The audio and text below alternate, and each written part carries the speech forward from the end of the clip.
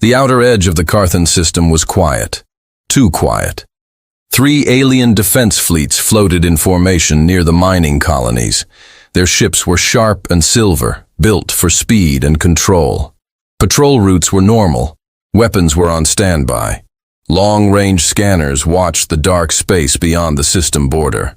Nothing ever came from that direction. It was empty space. Cold, silent, endless.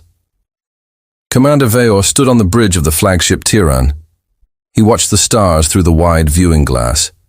His species had controlled this region for almost 200 cycles. No one challenged them here. Not anymore. A young sensor officer suddenly stiffened in his seat. "Commander, we are receiving something." Vor did not turn at first. "Pirates?" "No, sir." "Trade beacon?" "No, sir." The officer swallowed. "It is a signal." Vaylor slowly faced the control pit. From where? The officer zoomed the display outward. The signal came from deep space, far beyond normal travel lanes, beyond mapped territory. "That region is empty," Vor said. "Yes, Commander. That is why this is strange." The bridge grew quiet. "Play it," Veor ordered. A low sound filled the air. One single pulse. Deep, heavy, calm. Then silence. A few seconds later, the pulse repeated. It was not loud. It was not fast. It did not sound like distress. It sounded steady, confident. The officer adjusted the frequency filters. "It repeats every 30 seconds. "Is it coded?" Veor asked. "Yes, but not in any known language. Military encryption." "No, it is simple." Veor frowned. "Simple?" "Yes, Commander. It is almost like the sender wants us to understand it." Another pulse echoed across the bridge. Deep, calm, heavy. The sound felt wrong. Not aggressive, not afraid, just certain. Vor stepped closer to the holographic display. "Trace it. The screen is calculated." Lines extended into deep space. Then the mass scanners reacted. A faint shape appeared. Large. Very large. The sensor officer froze. "Commander," mass reading confirmed. "How large?" Veor asked. The officer hesitated. "Speak. Larger than a carrier group." Veor's eyes narrowed. "That is not possible." The officer zoomed further. The shape became clearer. It was moving slowly, not drifting, not damaged. It was coming directly toward the Carthan system. Speed low. Energy output controlled. Weapons unknown. Identification tag none. Alliance code none. Transponder silent. The pulse echoed again. Vaylor felt something cold move through his chest.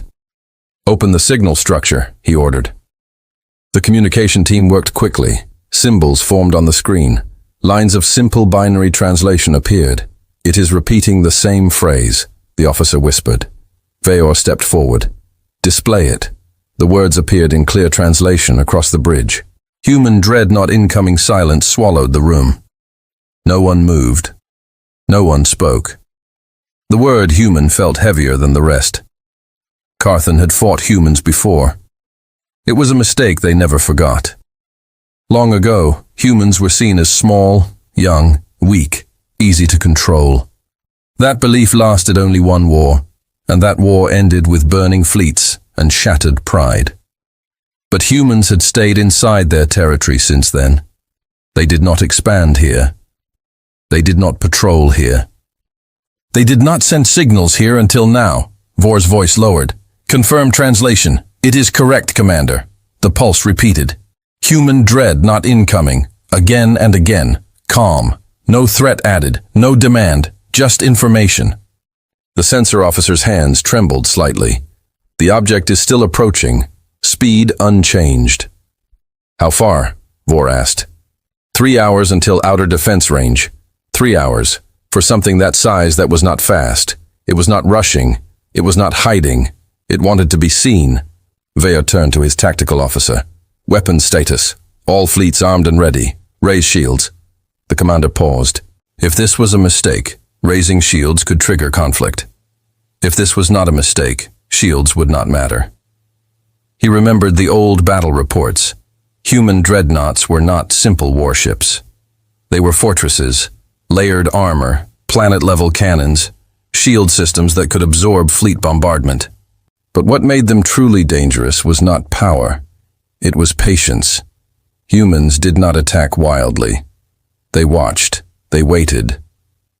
Then they ended the fight quickly. The pulse echoed again. Vaylor noticed something new.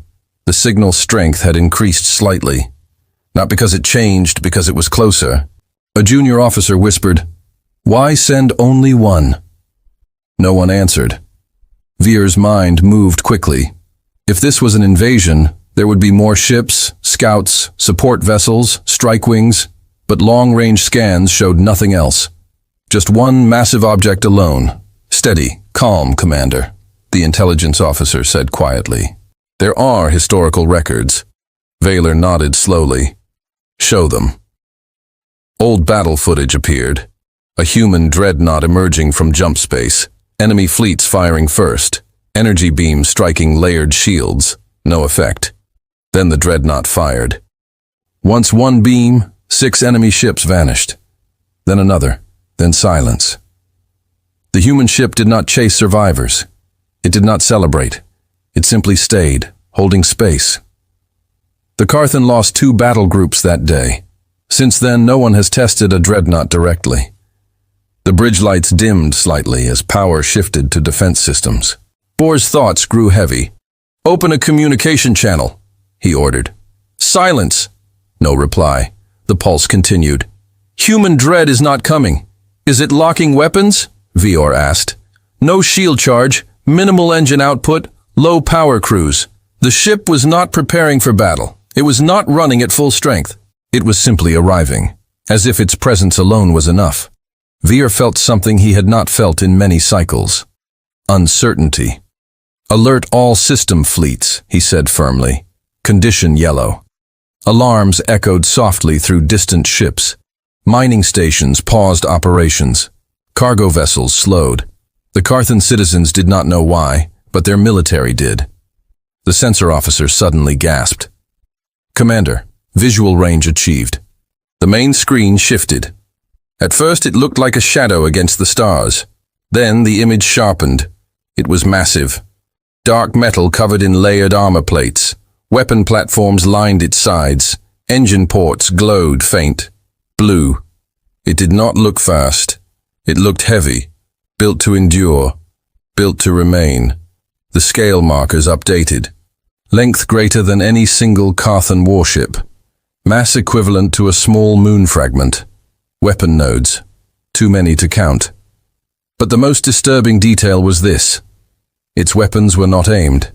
Its shields were not fully raised. It was not acting like a predator. It was acting like a guardian entering a gate. The pulse sounded again. But now it did not feel like a warning. It felt like a statement. Vor understood something at that moment. The dreadnought was not asking permission. It was informing them. It had already decided to enter the system. The question was not whether it would. The question was what Carthan would do about it. Messages flashed across internal command channels. High Council requesting immediate status. Vor took a slow breath. He stared at the approaching giant. 3 hours ago, space had been empty, peaceful, predictable. Now everything has changed because of one signal. He spoke quietly, but every officer heard him. "Track it." "Yes, Commander. Do not fire unless ordered." "Yes, Commander." The dreadnought continued forward, slow, calm, unstoppable. The pulse echoed again across every communication channel in the system. Human Dreadnought incoming. Mining workers heard it. Station officers heard it. Fleet captains heard it. It was no longer just a signal. It was a presence. And with every passing minute, it grew larger in the sky. Commander Vayor felt the weight of history pressing on his shoulders. Humans did not move without reason. They did not send dreadnoughts for simple patrol. Something had triggered this. Something important enough to move. One of the most powerful ships in the galaxy. The question remained. Was it here to fight, or was it here to warn? The stars outside the viewing glass seemed dimmer now. The silence of space felt thinner. And as the massive shape grew, Closer, one truth became clear. The Carthan system would never be the same again. All because of one signal, and it had only just begun. The Human Dreadnought kept moving. Slow, steady, unstoppable. Commander Vayor stood on the bridge and watched it grow larger on the main screen. No one spoke now. The earlier confusion had turned into something heavier. Fear, not loud fear, not panic, but deep fear, the kind that sits in silence. Distance? Viore asked.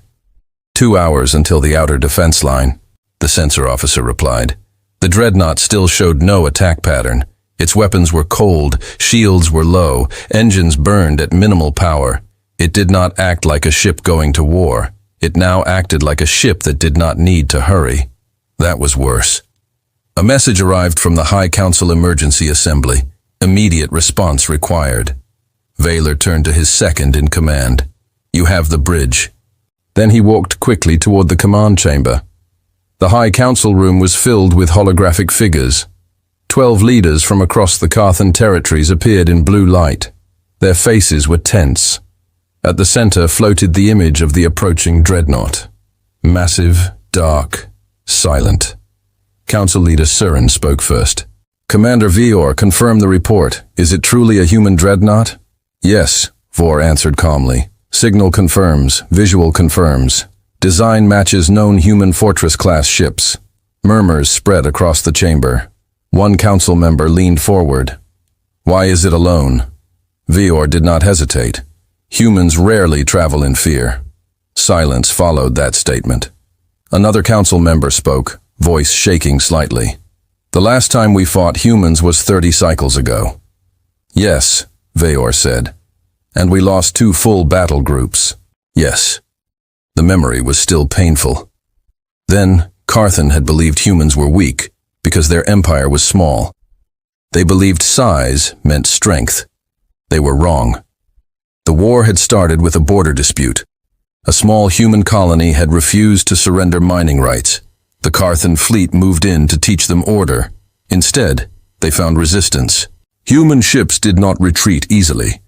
They fought even when damaged, even when outnumbered. Then the humans deployed their first dreadnought. The Carthan thought it was just another large ship. They attacked it with everything they had. Energy beams, missile storms, plasma waves. The dreadnought absorbed it all. Then it fired once. A focused beam of white light cut through space. 6 Carthan ships disappeared, not damaged. Gone. The battle lasted 9 minutes. When it ended, the dreadnought did not chase survivors. It did not celebrate. It simply stayed between the colony and the remaining fleet, guarding, watching. That day changed how the galaxy saw humanity, not as conquerors, but as protectors who would not step back. Vala looked at the council. This dreadnought is not here by accident. Council leader Siren narrowed his eyes. What do you suggest? Vior paused. If this is an invasion, more ships will follow. If it is a warning, it will hold position. And if we attack first, another council member asked. Vaylor's voice stayed calm. Then we repeat history. The chamber grew quiet. Outside on the flagship bridge, the tension increased. Back on the Tirakayan, officers tracked every movement of the approaching ship. It crossed into the outer sensor range. Now its details were clearer. The hull was not smooth like Carthan ships. It was layered. Heavy plates overlapped like armor scales. Weapon batteries lined both sides, but they were recessed, protected. Engine clusters glowed deep blue, steady and controlled. No wasted energy, no panic. One junior officer whispered, "It looks like a moving fortress." The tactical officer nodded slowly. "It is." Long-range analysis began scanning deeper. "Commander," the sensor officer reported, "energy readings are unusual." Vior turned. "Explain." "The dreadnought's core output is extremely high, but it is only using a small percentage." "How small?" "Less than 20%. Murmurs filled the bridge. At 20% power, the ship already matched the entire Carthan Defense Fleet energy output. If it went to full power, The thought was not completed. Vaylor looked at the stars behind the Dreadnought. Still no support ships. Still no fighter wings. Still no escort fleet. One ship alone, but powerful enough to stand against thousands. The signal pulse echoed again across communication channels. Human Dreadnought incoming. This time the message felt closer, stronger. It was not trying to hide. It wanted everyone to know. Inside the council chamber, debate began. "We should fire a warning shot," one leader demanded. "That will trigger war." Another replied, "We cannot show weakness. Caution is not weakness." The arguments grew louder. Vaylor listened carefully. Then he spoke. "Humans respond to threats with force, but they respond to calm with calm." Council leader Siren turned toward him. "You speak as if you know them." Bohr nodded slowly. "I studied their war doctrine after our defeat. Humans believe in defense first. They escalate only if challenged." "So you believe this is defense?" Aaron asked. "I believe this is a message." "What message?" Vaylor looked at the hologram of the Dreadnought. That something has changed. Back in space, the Dreadnought crossed into the system border. Defense satellites activated automatically. Target locks calculated firing solutions. Thousands of Carthan ships aligned weapons, but none fired. The human ship did not react. It did not raise shields higher. It did not speed up. It simply continued forward, steady, as if confident no one would dare. The communication officer suddenly raised his head. "Commander, incoming transmission." The bridge froze. "Audio only," the officer added. Vaylor straightened. "Play it." The speakers activated. A calm human voice filled the bridge. Deep, controlled. "This is Human Dreadnought Egypt sent Sentinel. We are entering this system under protection protocol." The voice paused. "We are not here for war." Silence. Then the message ended. No threats, no demands, just a statement. Protection protocol. The words echoed in Vaylor's mind. Protection of what? There were no human colonies here, no known human trade routes, unless Vaylor's eyes widened slightly. 30 cycles ago, the colony was destroyed near this region. Reports said all survivors were evacuated. But what if something remained? Something valuable or someone important? The tactical officer interrupted his thoughts. "Commander, the Dreadnought has altered course slightly." The display was updated. The massive ship was not heading toward the Carthan homeworld. It was heading toward the outer mining ring, the same region where the old human colony once existed. Vaylor felt a heavy understanding settle inside him. This was not random. This was personal. The High Council reopened communication. "Commander status," Vaylor answered calmly. "The Dreadnought is not targeting military installations. Then what is it targeting?" "The outer mining ring." The council chamber grew silent. That ring had once belonged to humans before the war. Carthan claimed it afterward. Council leader Saron's voice lowered. "Do humans claim ownership?" "They have not said so." "Then why come now?" Bohr looked at the screen again. The Dreadnought slowed further as it approached the mining region, almost like it was examining it, watching it, measuring it. One signal had changed everything, not because it threatened destruction, but because it reopened old history. Carthan had believed the past was finished. Humans clearly did not. On the bridge, the sensor officer spoke again. "Commander, the Dreadnought is deploying small objects. Missiles," someone whispered. "Negative. They are satellites." The display zoomed in. Small structures launched from the Dreadnought and spread across space. They formed a grid pattern. Energy readings showed shield signatures, defensive shields, not attack weapons. The human ship was building something, a protection network inside Carthan territory without firing a single shot. Vaylor understood. Now the Dreadnought was not asking permission. It was establishing a presence calmly, confidently, without fear. The signal. Pulse echoed once more. Human Dreadnought incoming. But this time it felt different. It was no longer just an announcement. It was a reminder. The past was not forgotten, and humanity had returned, not with an army, not with threats, but with one fortress, and that was enough. Commander Veyor looked at the growing shield network around the mining ring. He realized something important. If the Carthan attacked now, they would not just fight a ship, they would fight an idea. An idea that humans protect what they claim and never abandon it. The question now was not about battle. The question was about pride. Would the Carthan repeat their mistake, or would they learn from the memory of war? Outside, the Dreadnought's engines burn steadily, calm, patient, waiting, and the system holds its breath. The Human Dreadnought did not slow down anymore. It reached the outer mining ring. Then it stopped. Not suddenly. Not in panic. It reduced speed gently until it floated in perfect position above the old sector, were once owned by humans. The massive ship turned slightly. Its armored sides now faced the Carthan defense fleets, not aiming, just watching. Commander Veyor stood on the bridge, arms behind his back. "Report," he said quietly. "The satellite grid is almost complete," the sensor officer replied. "Shield signatures are increasing." "How strong?" The officer hesitated.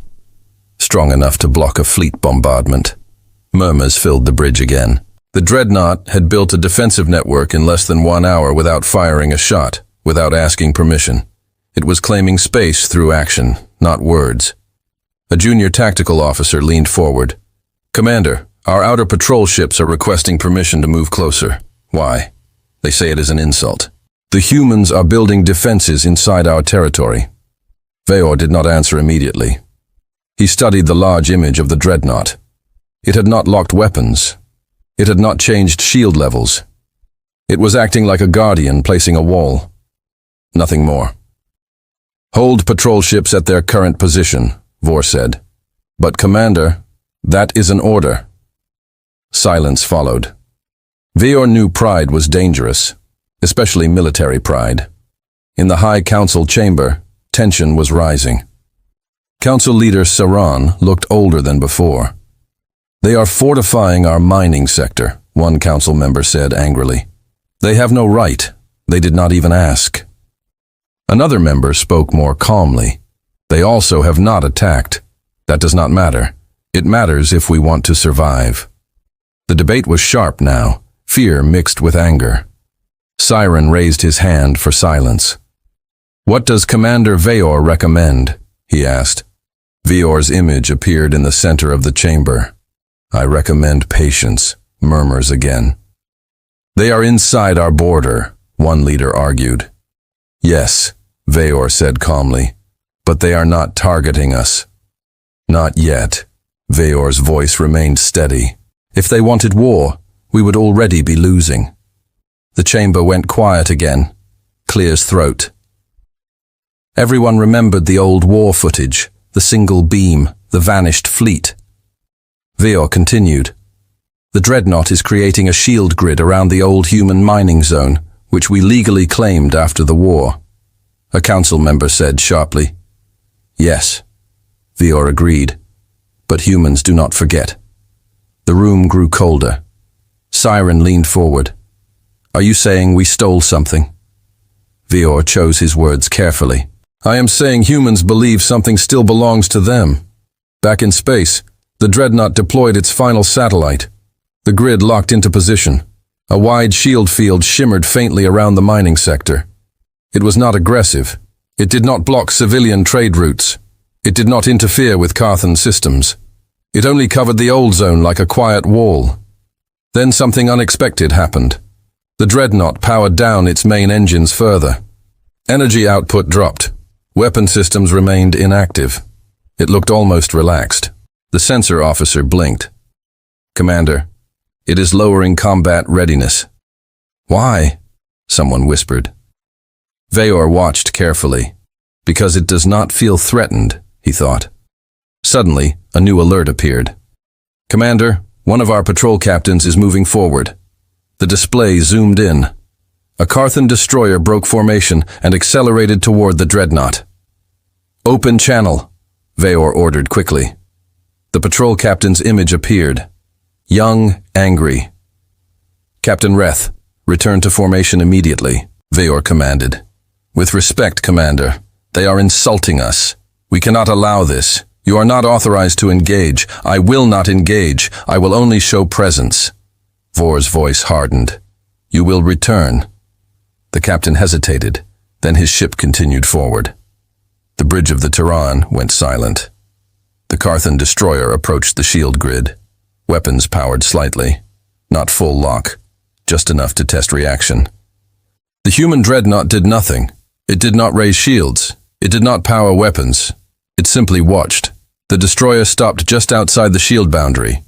Captain Reth spoke again over an open channel. "Human vessel, you are in Carthan territory. Withdraw immediately." Silence. No reply. The captain's anger grew. "Respond." The Human Dreadnought remained quiet. Veor felt a heavy weight in his chest. This was how war started. Not with strategy, with ego. Suddenly, a calm human voice filled all channels. This territory was once human civilian space. The voice was steady, emotionless. "We are establishing defensive protection only." Captain Reth scoffed. "You lost that claim in war." A pause followed. Then the human voice answered, "Humans do not surrender civilian graves." The words froze the bridge. Graves. Veor's mind raced. The old colony. After the battle, debris reports had mentioned destroyed habitats. Evacuation ships were believed to have taken survivors. But what if? Captain Reth did not pause. "You have no authority here." The human voice responded calmly. "We are not asking for authority." The destroyer's weapons charged slightly higher. Veor shouted, "Captain, stand down. Too late." A warning shot fired. A small plasma beam struck the outer edge of the human shield grid. The shield flickered, then stabilized. No damage. The dreadnought did not fire back. It did not raise power. It did not even move. It simply transmitted one sentence. Warning shot received. The voice remained calm. "Do not repeat." Captain Reth felt challenged. His pride burned. He prepared a second shot. Veor slammed his fist on the console. "Reth, disengage now." But in space, seconds are fast. The second shot launched, this time stronger. It hit the shield again. The grid absorbed it easily. Then something changed. The dreadnought's energy output increased. Not fully, just slightly. Weapons did not fire, but targeting systems activated across the Carthan fleet. Warning alarms screamed. Every defense ship was suddenly locked perfectly. Thousands of targeting beams, all controlled by one ship. The message came again. Calm, clear. Second warning acknowledged. Silence. Then do not test a third. The dreadnought still did not fire, but now everyone understood it could easily. Commander Veor's voice cut through all channels. "Captain Reth, power down immediately." The destroyer froze. Its crew stared at the targeting alerts. Every weak point exposed, every escape vector calculated. One mistake and they would vanish. Slowly, the destroyer powered down weapons, then backed away. The dreadnought's targeting systems deactivated instantly. Energy levels returned to low, calm again, as if nothing had happened. On the Tehran, no one breathed for several seconds. Veor closed his eyes briefly. The line had almost been crossed, and the humans had shown something important. They did not want war, but they were fully prepared for it. In the High Council chamber, silence ruled. Siren spoke quietly. "They could have destroyed him." "Yes," Vor answered. "Why didn't they?" Veor looked at the screen. "Because this is not revenge. Then what is it?" Veor's eyes moved to the shield grid again, to the old mining zone, to the space that once held human families. They are guarding something. Outside, the dreadnought remained motionless. Its presence filled the Y system, not aggressive, not retreating, simply standing its ground. The signal pulse echoed again across all frequencies. Human Dreadnought present. The wording had changed. No longer incoming, now present. That small change sent a deeper message. They were not arriving anymore. They were staying. Commander Veor understood the truth now. This was not a visit. It was a line drawn in space. And everyone knew that line should not be crossed again. The system did not sleep that night. Across the Carthan colonies, citizens watched the sky feeds. The Human Dreadnought floated above the old mining sector like a dark star. News channels replayed the warning again and again. Second warning acknowledged. Do not test a third. The calm voice was more frightening than anger. Commander Veor stood alone in the observation chamber of the Turicon. The bridge crew worked quietly behind him. He stared at the massive shape on the screen. It had not moved in hours. Not forward, not back. Just steady, guarding. Commander, the intelligence officer said softly, entering the chamber. We found something. Vela turned. Explain. We searched old war archives, civilian evacuation records, mining logs from before the conflict, and the officer hesitated. There were missing transports. Velour felt the air grow heavier. How many? 3 colony transports were listed as destroyed during evacuation. Listed as destroyed, Vor repeated. Yes, but no wreckage was ever found. Silence, the officer continued. At the time, it was assumed the debris drifted into the nearby asteroid field. Fela's eyes narrowed. Assumed. Yes, Commander. The implication was clear. What if those transports were never destroyed? What if something else happened? Veor turned back toward the screen. The Dreadnought's shield grid shimmered faintly around the mining zone. What else? He asked. The officer swallowed. Life sign scans from long-range sensors show faint readings inside the shield. Veor's heart slowed to find faint low-energy underground, possibly artificial. Artificial? Veor asked. Yes. Structured patterns are not natural. A long silence followed. The Human Dreadnought was not protecting empty space. It was protecting something alive.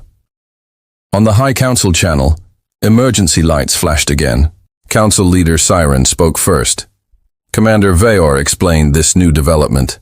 Valor did not hide the truth. There may be survivors. Survivors? One council member said sharply. From 30 cycles ago, yes, that is impossible. Humans are persistent. The chamber filled with uneasy movement. If there are survivors, another leader said quietly, then this dreadnought is here to reclaim them or protect them, Vyler thought. Aaron's expression hardened. And if we attempted removal, Vor did not hesitate. We will lose. The word echoed heavily in the chamber. In space, the Human Dreadnought finally moved again. Not aggressively, it shifted slightly, adjusting position over the mining sector. Its lower hull panels opened. Small transport vessels exited, unarmed, slow. They descended toward the planet's surface below the mining platforms. Veor watched carefully. They are sending shuttles for invasion, the tactical officer asked. No, Veor said quietly. For recovery. The sensor officer confirmed. Shuttles are carrying construction equipment. Medical units detected. Medical. The word changed everything. They were not coming to attack. They were coming to help. Inside the shield grid, faint power signatures increased. Old underground systems flickered back to life. Lights appeared on the dark surface below. Tiny, distant, but real. The intelligence officer whispered, "They were hiding." Vor nodded slowly, hiding underground all these cycles, living quietly, surviving, waiting. And now, rescue has arrived. On the surface of the old colonial world, dust-covered broken buildings, mining towers stood abandoned. The war had left scars everywhere, but deep beneath the ground, sealed habitats still existed. The human shuttles landed gently. Doors opened. Armored human soldiers stepped out first, scanning the horizon. Then medical teams followed, then engineers. One of the underground bunker doors slowly opened. A group of humans stepped into the light, older, tired, but alive. The Carthan long-range cameras captured the moment. A child stepped forward first. She looked up at the sky at the massive dreadnought hovering above. Her voice was faint on the feed. They came back. Vor felt something twist inside him. Humans had not abandoned their people. Even after 30 cycles, even after losing the war, they returned. Back in the council chamber, silence dominated. No one spoke. Finally, one leader whispered, "We did not know." Viola answered honestly, "We did not look." That truth hurt more than accusation. The Carthan had claimed the territory, built mining stations, extracted resources, but they never scanned deeply for survivors. They assumed, and assumption had been wrong. Council leader Saren spoke slowly. "What are the humans requesting?" "Nothing," Bor said. "Nothing. They have made no demands, no threat, no punishment, just protection." The dreadnought was not here to destroy. It was here to finish something left undone. Suddenly, alarms flashed across the bridge. "Commander, unknown fleet entering outer system." Vor turned sharply. The display zoomed outward. A fleet of raider ships dropped from jump space. Not Carthan, not human, pirates. They had detected the tension and saw opportunity. 20 fast attack cruisers, weapons hot. They headed directly toward the mining sector. "They think the system is distracted," the tactical officer said. Bor's voice hardened. "All fleets prepare defensive formation." But before Karan ships could move, the Human Dreadnought reacted instantly. Its engines flared brighter. The shield grid intensified. Weapon ports opened along its sides. Energy levels rose. Not 20%, not 50, 70. The change was terrifying. Space itself seemed to tremble. The pirate fleet slowed slightly. They detected the power spike, but greed pushed them forward. The human voice transmitted across all frequencies. "You are entering a protected zone." The pirates did not respond. They accelerated. The dreadnought fired. Not a beam this time. Precision rail cannon shots. 3 pirate ships exploded instantly. The rest scattered. Fighters launched from the dreadnought's bays. Small, fast, deadly. Within 2 minutes, the pirate fleet was gone, destroyed or fleeing. The dreadnought powered down again. Calm, silent, efficient. The rescued human civilians below never felt threatened. They never saw panic, only protection. On the Turkan, the bridge crew stared in awe. "They defended our territory," one officer whispered. Veor corrected softly. "They defended their people." Council leader Saron spoke again. "They did not request assistance." "No," Veor replied. "They did not ask for repayment." "No. They protected even our mining ships from those pirates." "Yes." The room was quiet. A realization began to grow. This was not conquest. This was my responsibility. Humans had drawn a line. Not against the Carthan, against harm. Commander Veor looked at the image of the child staring at the sky. They came back. She had said that was the true meaning of the signal. Not invasion, not revenge, return. The signal that started everything had changed again. It now transmitted a new message. Across all channels. Clear, strong protection. Active Valor felt something shift inside him. The old memory of war was fading, replaced by something else. Respect. The High Council remained silent for a long time. Finally, Sun spoke. "What happens now?" Bor watched the human shuttles lift more survivors into orbit. He watched the dreadnought adjust position like a shield in the sky. He answered honestly, "Now we decide who we want to be." The Human Dreadnought had shown power, but more importantly, it had shown restraint. The system was no longer on the edge of war. It was on the edge of change. And for the first time in 30 cycles, the Carthan were not the strongest force in the sky, but they were not the enemy either. Above the mining sector, the massive dreadnought floated calmly, not as a conqueror, not as a threat, but as something far more powerful, a promise kept. The pirate wreckage was still drifting when the arguments began again. Inside the High Council chamber, voices were no longer calm. They fired inside our system without permission. They destroyed foreign ships in our territory. They acted as if they controlled this space. Council leader Saron let the noise continue for a moment. Then he raised his hand. Silence returned. Commander Veor's hologram stood in the center of the chamber. His face looked tired but steady. They destroyed pirates, Veor said simply. That is not the issue, one council member snapped. The issue is authority. Another leader leaned forward. If we allow this, what stops them from claiming more? Veor answered carefully. They have claimed nothing except protection for their survivors. And what if tomorrow they protect something else? The council member pressed. The room grew tense again. Pride was speaking now, not logic. Above the old mining world, human transport ships continued lifting survivors into orbit. Medical vessels docked with the Dreadnought. Large cargo bays opened to receive old data cores recovered from underground bunkers. The Human Dreadnought remained at 70% readiness after the pirate attack. Not aggressive, just alert. Commander Vor watched the activity carefully from the bridge. They are evacuating civilians, the intelligence officer said.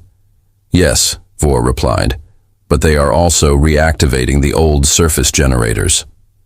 The display zoomed in. Engineers were repairing damaged infrastructure.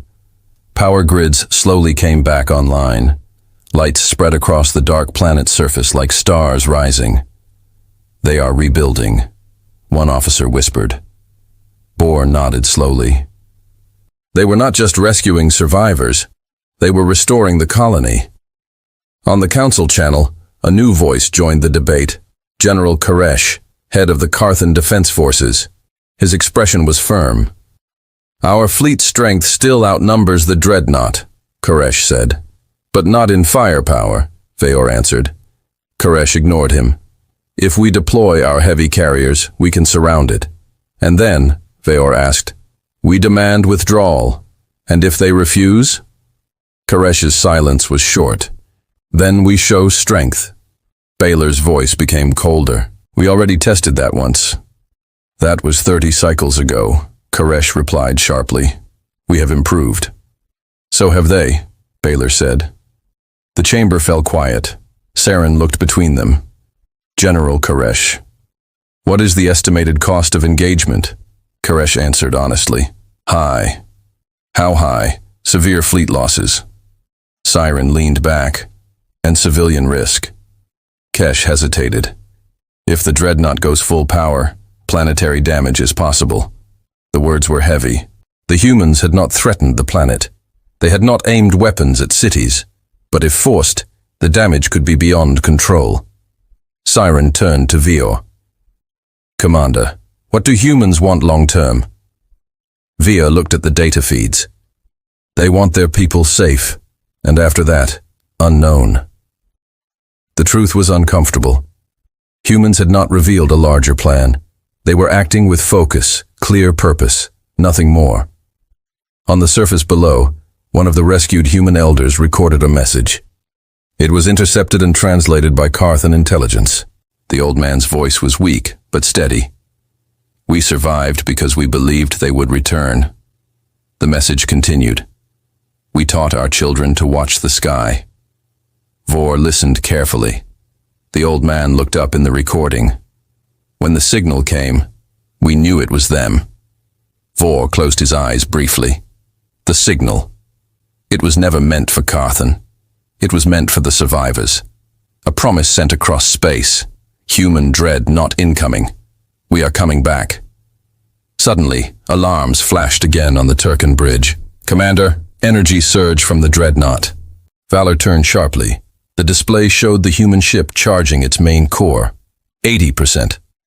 90. Are we locking? Vyler demanded. No, shields are increasing.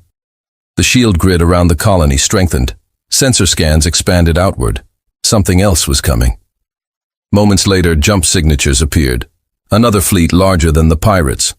Not Carthan, a rival empire. The Valoran Dominion. 30 heavy warships dropped into the outer system. They had long wanted control of this region, and now they saw opportunity. General Karish spoke immediately on the council channel. This is our moment. Let the humans fight them. Vor shook his head. If the Valoran attack and win, we lose both colony and control. And if the humans win, Koresh asked, then we owe them. Silence again. The Valoran fleet transmitted openly. Carthan forces withdraw from this sector. Valoran Dominion now claims jurisdiction. Bold, arrogant. The Valarine ships began moving toward the mining world. The Human Dreadnought turned slowly, facing the new fleet. Energy output reached full capacity. For the first time, Carthan saw it at 100%. The sight was terrifying. Space around the ship seemed to bend slightly under its power. Weapon ports fully opened, mass drivers aligned, shield layers stacked visibly like glowing rings. The human voice transmitted again. This zone is under human protection. The Valoran commander laughed over the open channel. One ship. No further warning came. The Valor fleet fired first. Dozens of energy beams struck the human shield. Light exploded across space. The shield held, barely flickering. Then the Dreadnought fired. Not one beam. Multiple, precise, controlled. Valoran ships vanished in bursts of white light. No wasted shots. No missed targets. Within 5 minutes, half the fleet was destroyed. The rest attempted retreat. The Dreadnought did not chase beyond the system boundary. It fired only until the threat was gone. Then it stopped, powered down to defensive levels, calm again. On the Carthan bridge, no one spoke. They had just witnessed full power and full restraint. Council leader Siren's voice trembled slightly. They protected the system. Yes, Veor said, without asking us. Yes. General Koresh looked defeated. Our fleet would not have survived that. Veor did not respond. The truth was clear. The Human Dreadnought was not just protecting its people. It was stabilizing the entire system. Without conquest, without control, only defense. Siren looked at the council members. We have two choices, silence, pride, or survival. The words hung in the air. If they chose pride, they would demand the humans leave, risk war, risk destruction. If they chose survival, they would accept shared space, shared authority, shared future. Commander Veor watched the Human Dreadnought one more time. It floated peacefully now, like a guardian statue in the sky. He spoke softly. They came back for their people. He paused and they defended ours. That truth shifted something in the chamber. The humans had not attacked Carthan. They had not punished them for the past. They had only drawn a line around civilians. General Koresh finally spoke quietly.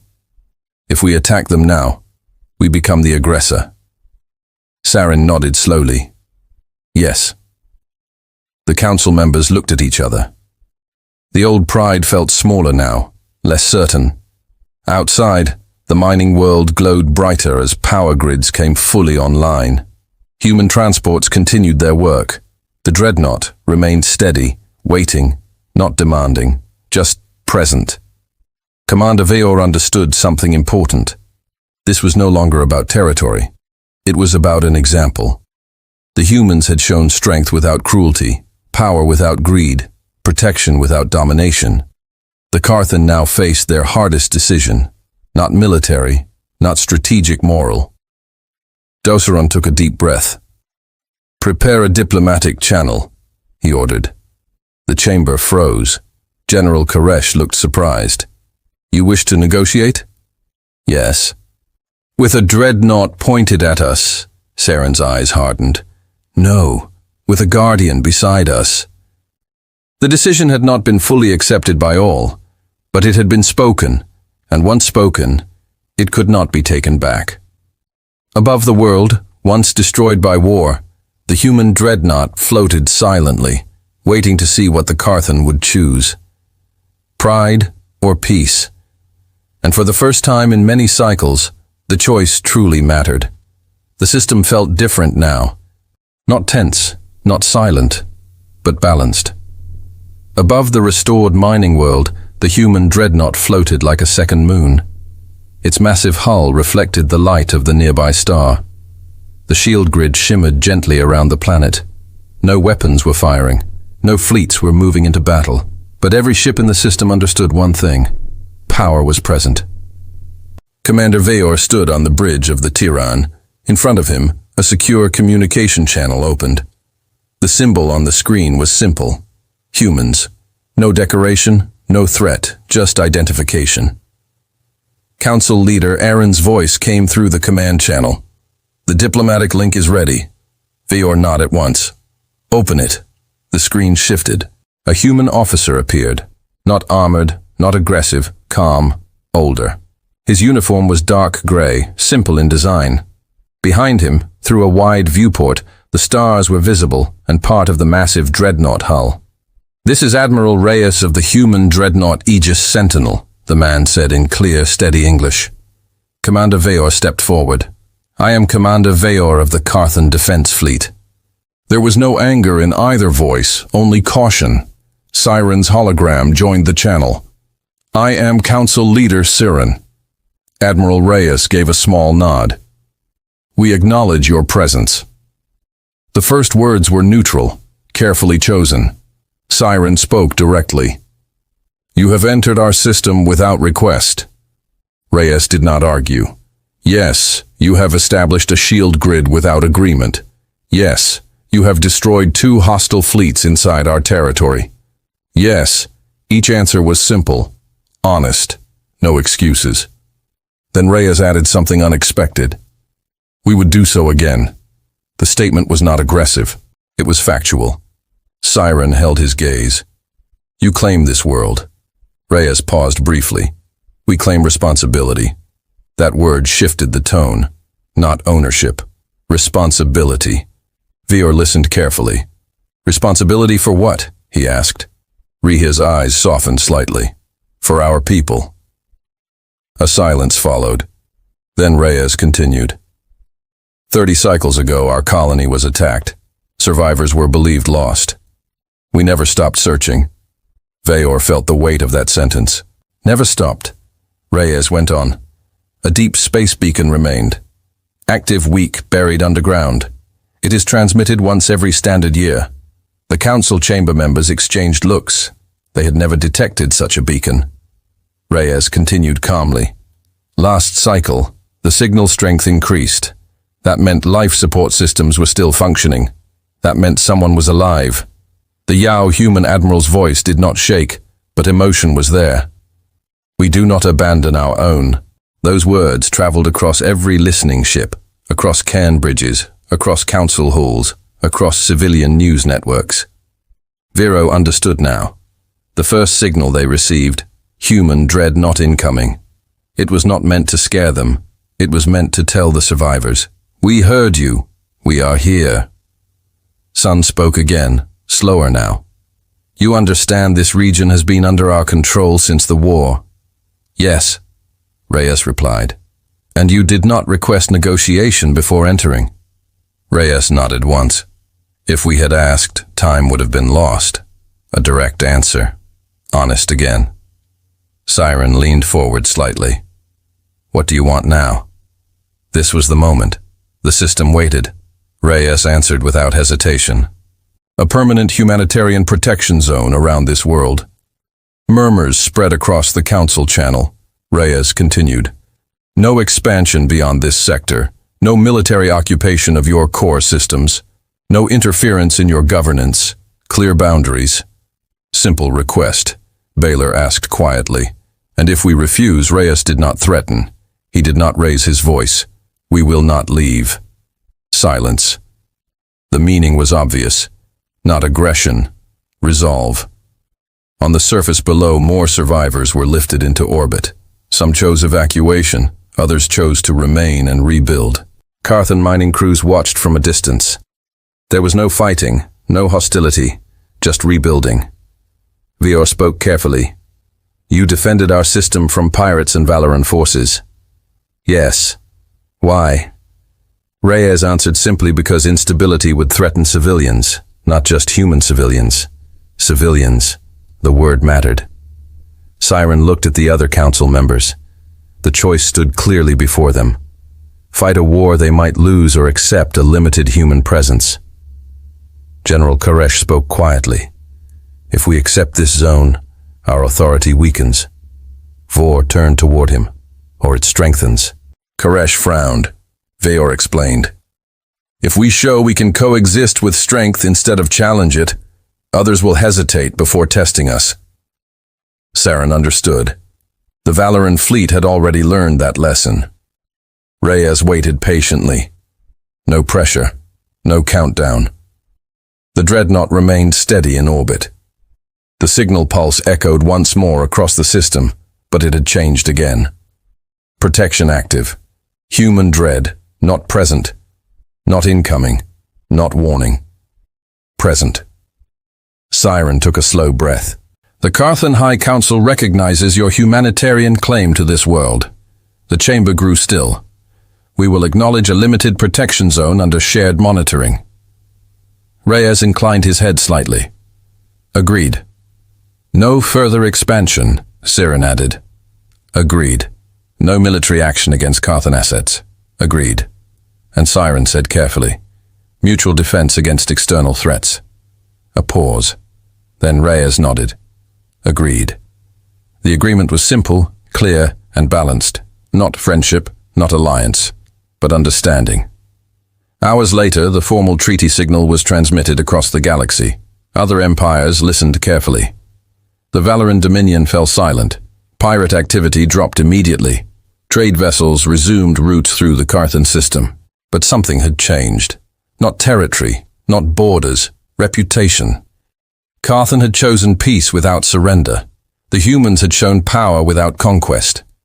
Above the restored world, the dreadnought remained, not as an occupier, not as a threat, but as a guardian. Commander Veor stood alone again in the observation chamber. He watched the massive ship quietly. His second-in-command approached. "Do you trust them?" the officer asked. Veor thought for a moment. "No." The officer looked surprised. Bor continued. "But I respect them." Outside, one of the rescued human children stood near a viewport inside the dreadnought. She looked down at the world. Below, lights covered the surface now, cities rebuilding, life returning. A human officer knelt beside her. "Are you afraid?" he asked gently. The child shook her head. "You came back?" The officer smiled slightly. "Yes." She looked up at the massive interior walls of the ship. "Will you leave again?" The officer looked toward the stars beyond. "No. Above, in orbit," the dreadnought signal repeated calmly. Not loud, not threatening, just steady. One signal had changed everything. At first, it brought fear, then memory, then conflict, then choice, and finally balance. The galaxy had once seen humans as weak, then dangerous. Now they were something else reliable. They did not forget. They did not abandon me. They did not retreat when it mattered. They sent one ship because one was enough. Commander Veor watched the stars beyond the dreadnought. He realized something important. Power was not in how loudly you threatened. Power was in what you chose not to destroy. The Carthan system was safer now than it had been in decades, not because of fear, but because of a promise kept. The signal echoed again through space. Steady, calm, enduring human dread not present. And this time, no one panicked, because now they understood what it meant.